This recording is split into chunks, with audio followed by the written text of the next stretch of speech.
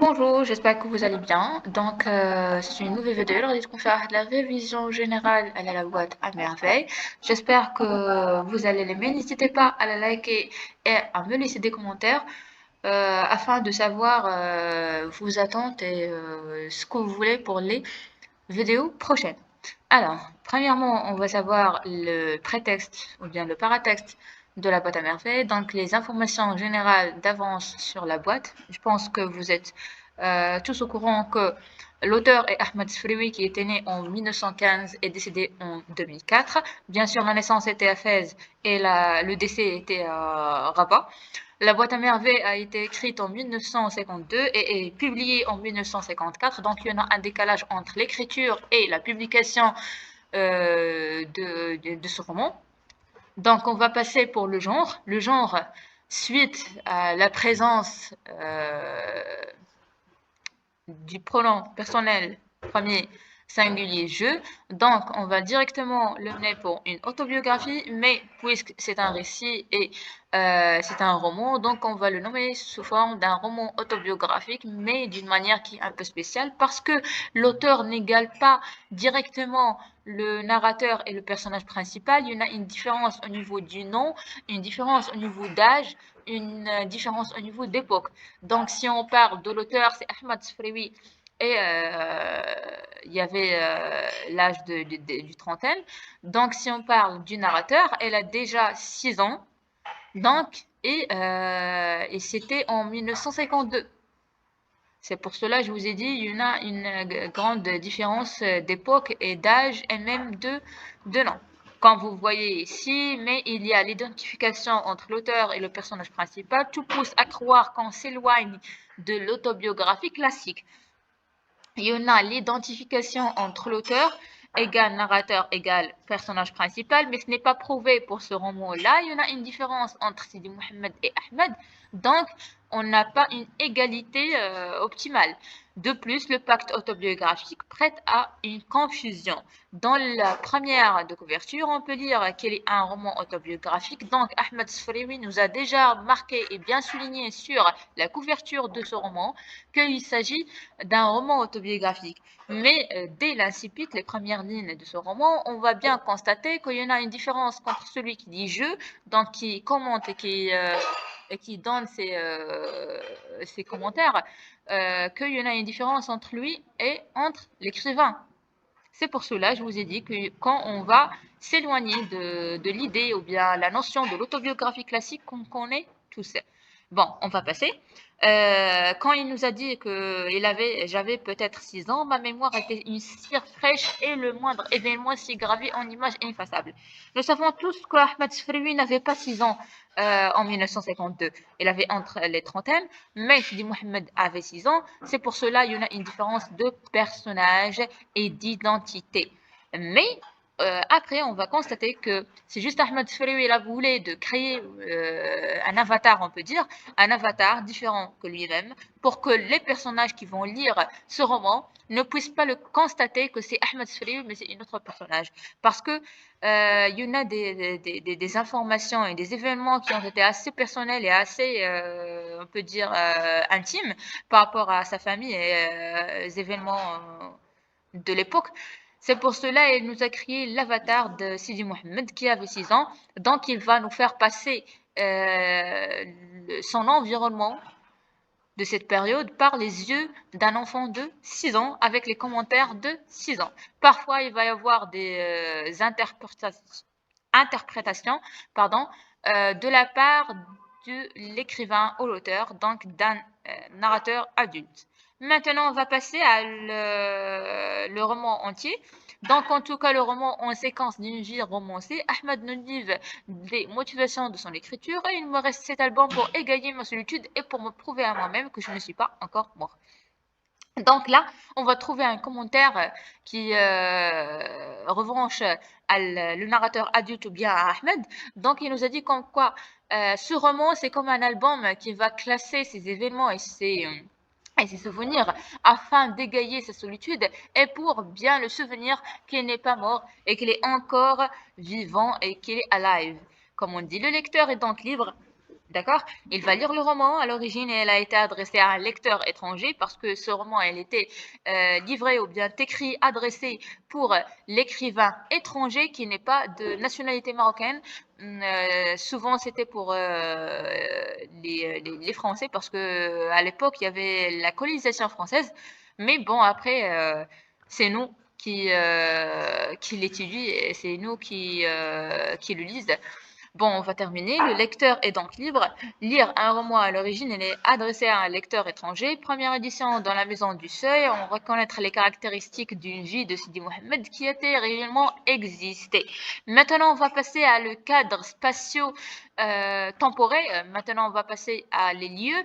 Donc, principalement, les lieux qui ont été présents, c'était la Médina, ou bien l'ancienne Médina de Fès et la ville de Fès qui était appelée à l'époque El Bali. Donc, il y en a deux monuments principaux, El Bali et la Médina de Fès. Donc, c'était l'ancienne Médina. Pour le temps ou bien la durée. Une durée de quelques mois, généralement on va dire 9 mois. La conscience commence à l'âge de 6 ans. Je savais qu'une journée s'ajoutait à une autre. Je savais que les jours faisaient des mois, que les mois le devaient des saisons, les saisons l'année. J'ai 6 ans, l'année prochaine j'en aurai 7 et puis 8, 9 et 10. À 10, on est presque un homme. Donc là, on a une constatation que Sidi Mohamed avait 6 ans, mais il va y avoir presque 7 ans. Et cela d'après les saisons, parce que d'après les chapitres, si on a bien lu les chapitres, on va constater qu'il y en a une passation entre les saisons de l'hiver au printemps à l'été. Donc, il y en a 3 mois, fois 3 mois, fois 3 mois. Donc, ça fait déjà 9 mois.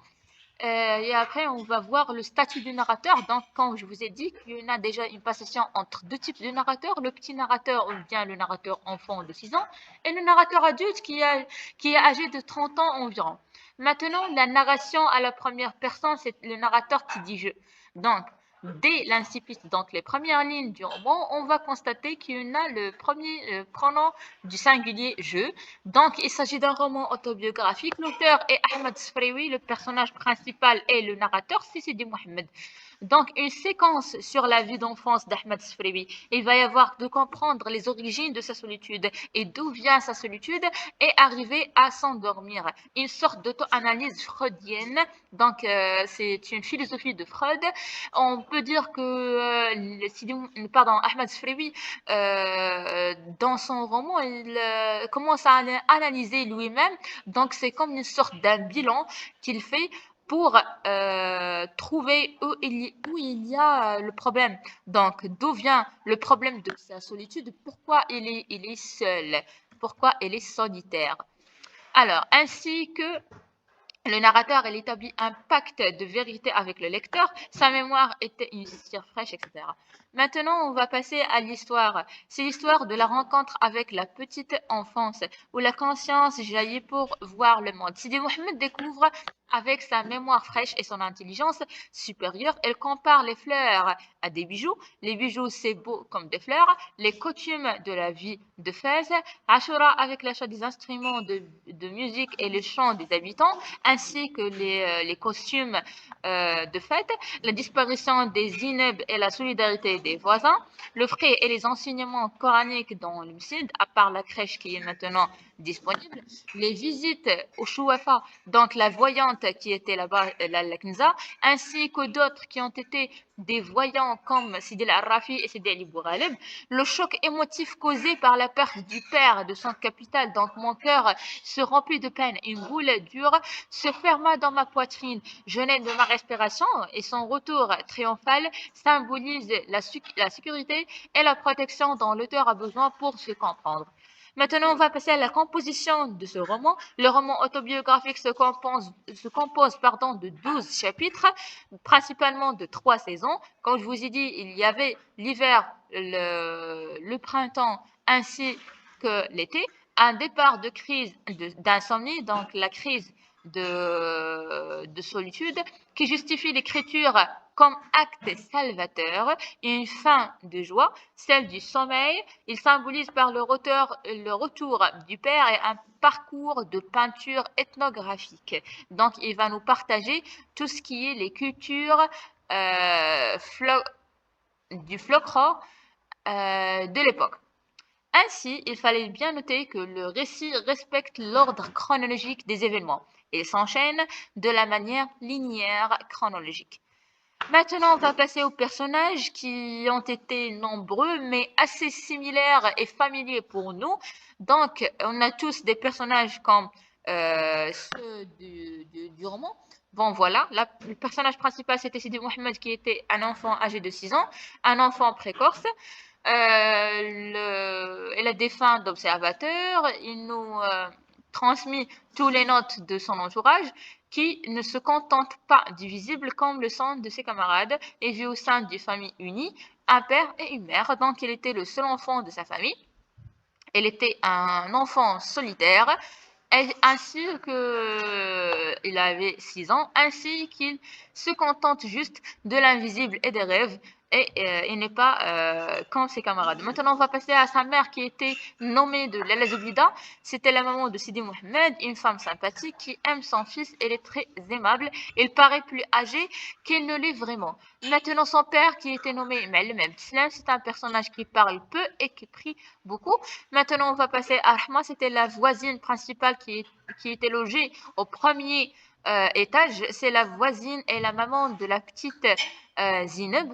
Lalla Isha qui était l'ancienne voisine, ainsi que l'amie de Lalla Zuida, la maman de Sidi Mohamed, et elle était même une shérifa. Le frère qui était l'enseignant de l'école coranique, le Msid, c'est le précepteur de Sidi Mohamed, qui était un homme barbu, dur et sévère avec des yeux rouges. Si Abdelrahman qui était le coiffeur du quartier, donc le coiffeur c'est le père de la deuxième épouse de Moulay El-Arbi, qui va l'épouser comme un événement perturbateur pour la deuxième famille principale qui était la famille de Lalla Isha et son époux Moulay El-Arbi. Maintenant, on va passer à Fatma Bziouia qui était la famille qui partage l'étage avec la famille du narrateur. Donc, son époux était Monsieur le jardinier Allal. Donc, il y avait des personnages secondaires comme Abdallah l'épicier, Driss le teigneux, Ibn Nabil, Habib, le Ma'alem Ibn Ashir, Sidi al-Arrafi, Lala Khadija, l'oncle Etman, Salama, Iftouma, celle du bas mort. Maintenant, on va passer aux thèmes principaux qui ont été bien livrés et analysés dans ce roman et abordés. On a les peintures ethnographiques dans tout ce qui est culturel. Premièrement, les traditions, comme les fêtes de Ashura, la solidarité entre les voisins, l'amitié entre les femmes, la mort comme celle du coiffeur Mohamed Ben Taha, la polygamie, le remariage de l'époux de Lalla Isha qui était Moulay El-Arbi. Ainsi, il y avait l'éducation traditionnelle qui était marquée par l'enseignant de l'école coranique qui s'appelle le Msid, les crises financières et comment chacun va essayer de la résoudre. Il y avait deux crises financières dans ce roman. La première était de Moulay El-Arbi et la deuxième était de Ma'alem Abdeslam. Ainsi, il y avait le retour triomphal du père et qui symbolise pour Sidi Mohamed et pour Lalla Zubida la force et la sécurité. Maintenant, on va passer les lieux principaux et secondaires qui ont été fréquentés par le petit Sidi Mohamed et qui ont été bien abordés dans le roman. On a principalement le Dar Chouafa, qui était un espace clos qui symbolise de la solitude pour le petit Mohamed, un lieu où il n'y a pas de liberté à cause du surpeuplement des gens. Donc il y avait plein de gens, il y avait 3 familles ainsi que Lella Kenza qui habitait au rez-de-chaussée. Donc on peut dire même qu'il y en a 4 familles. Ainsi, il y en a les Jnoun à part les voisins. Maintenant, on va passer au deuxième lieu qui était le site. C'est un espace inamical où Sidi Mohamed se sent vraiment seul et qui renforce sa solitude. C'est un endroit où se rassemblent toutes les traditionnelles religieuses et il devient parfois un lieu heureux et joyeux comme le temps de Ashura. On a le bain mort, c'est un lieu de malaise pour Sidi Mohamed. C'était comme l'enfer pour lui. C'est un lieu qui s'oppose aux croyances religieuses du narrateur et un espace fermé qui annonce le péché. Maintenant, on a les sanctuaires qui ont été assez fréquentés dans ce roman, un endroit fermé où se mélange l'invisible et le visible, le réel et l'irréel, qui ça rappelle à Sidi Mohammed à sa boîte à merveille.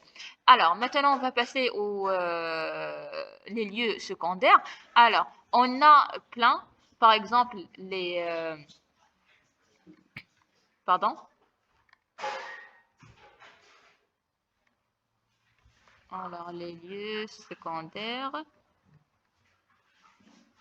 Alors, la maison de Sidi la Rafi, on a les rues Naqt Jama où habite la Laïcha, rue Giaf où habite El Fqih, rue Riyad Jha, les quartiers Qalqalin, Mchatin, Sfarin, Wadayin et Moulay Idriss.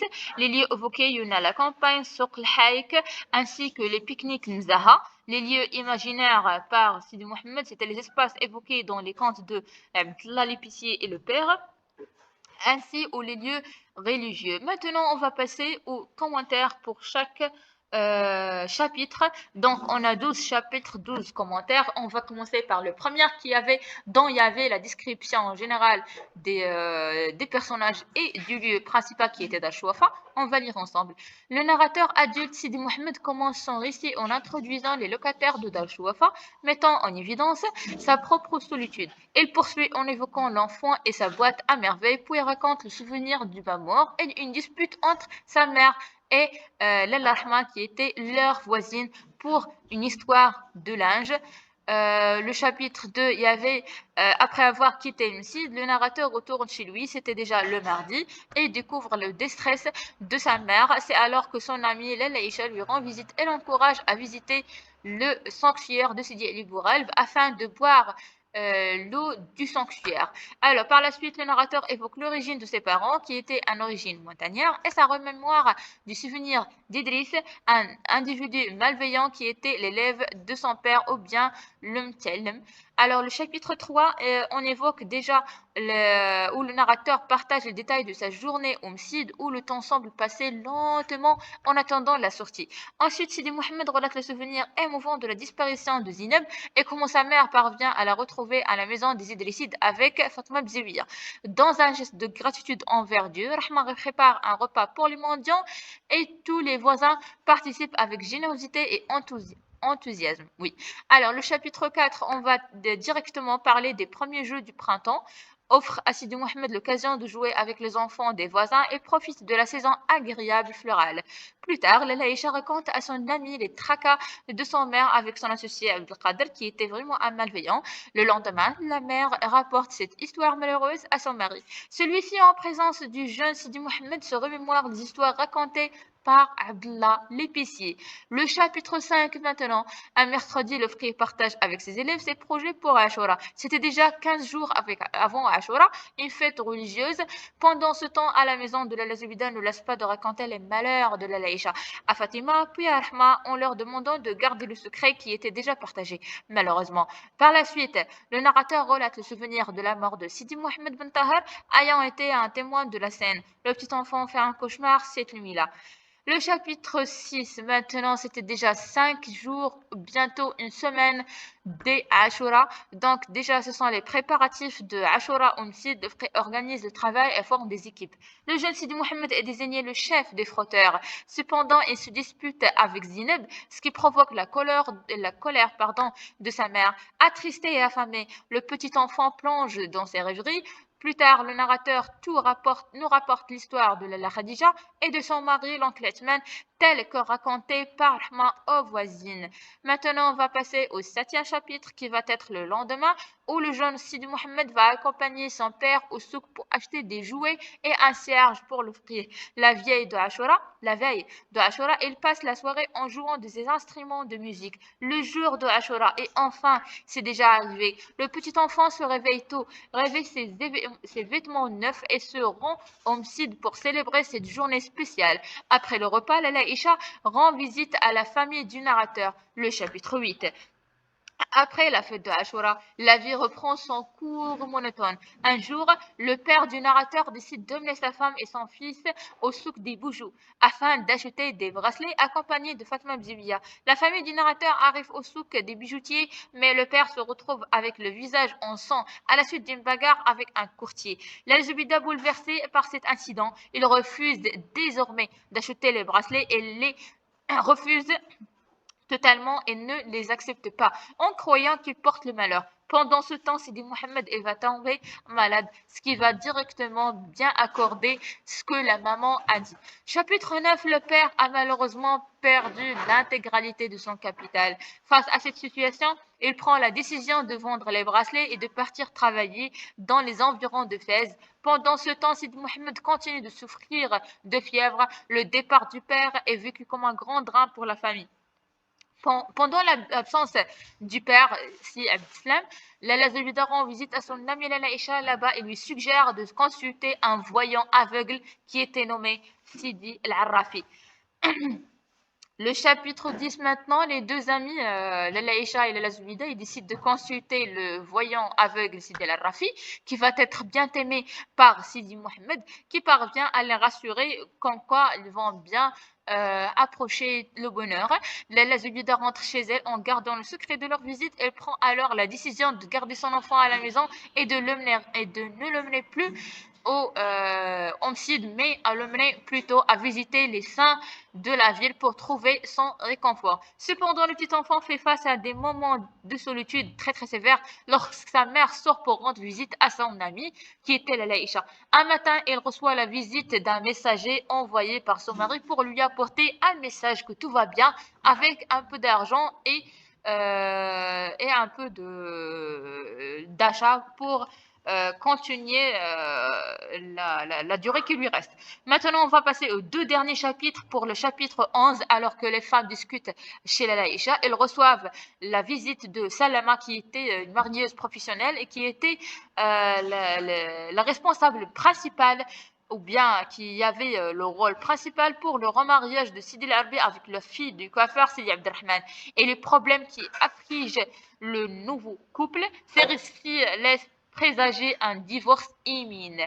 Le dernier chapitre qui va bien amener le bonheur et la joie pour les deux familles, la famille de Lala Isha et la famille de Lala Zubida. Dans ce dernier chapitre, le narrateur relate le retour de son père. Sidi Mohamed prend alors l'occasion de tout raconter, les petits et les grands détails à son père, tout ce qui était déroulé pendant son absence. Plongés dans leur discussion, les deux adultes ont oublié le petit enfant qui est toujours aussi solitaire et rêveur qu'auparavant. Il sort sa boîte à merveilles et se laisse emporter par ses rêves. J'espère que cette vidéo va vraiment vous plaire et qui va être bien enrichie d'informations si vous étiez en train de bien réviser votre roman. Maintenant, on va passer directement à le roman de Antigone.